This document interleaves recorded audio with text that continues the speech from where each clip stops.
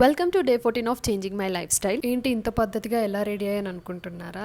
ఈరోజు కొంచెం మంచిగా పూజ చేద్దాం, చాలా డెడికేటెడ్గా పూజ చేద్దామని పొద్దున్నే లేసి రెడీ అయిపోయాను. సో నా బాడీ అండ్ నా మైండ్ని కామ్గా ఉంచడం కోసం ఈ మధ్య nothing is going well. So అందుకే పీస్ఫుల్గా ఉండడం కోసం మంచిగా పూజ చేసుకున్నాను. అండ్ ఆ తర్వాత ఓవర్ నైట్ ఓట్స్ పెట్టలేదు, అప్పటికప్పుడు ఓట్స్ పెట్టుకొని చేసుకొని తినేసాను. ఇంకా లంచ్ ప్యాక్ చేసుకొని ఆఫీస్కి అయితే స్టార్ట్ అయిపోయాను. అండ్ ఎలాగో బ్రేక్ఫాస్ట్ ఇంట్లోనే చేశా కాబట్టి టుడే నో బ్రేక్, అలా వర్క్ చేసుకున్నాను టిల్ లంచ్ వరకు. అండ్ ఆ తర్వాత లంచ్ టైం అయిపోయింది అండ్ లంచ్లో వచ్చేసి ఎగ్స్ అండ్ టొమాటో కర్రీ.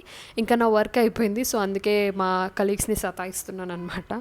ఇంకా ఈవినింగ్ ఆఫీస్ నుండి వచ్చేసి జిమ్కి వెళ్ళిపోయాను. ఈరోజు లెగ్ డే, సో నాకు వాచిపోతుంది.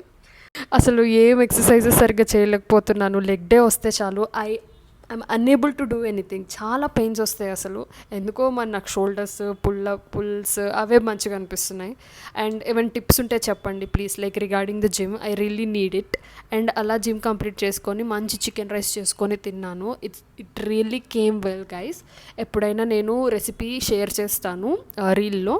అండ్ అలా డిన్నర్ చేసుకుంటూ ప్రొజెక్టర్లో మూవీ చూసుకుంటూ నేనైతే ఎండ్ చేశాను. బాయ్.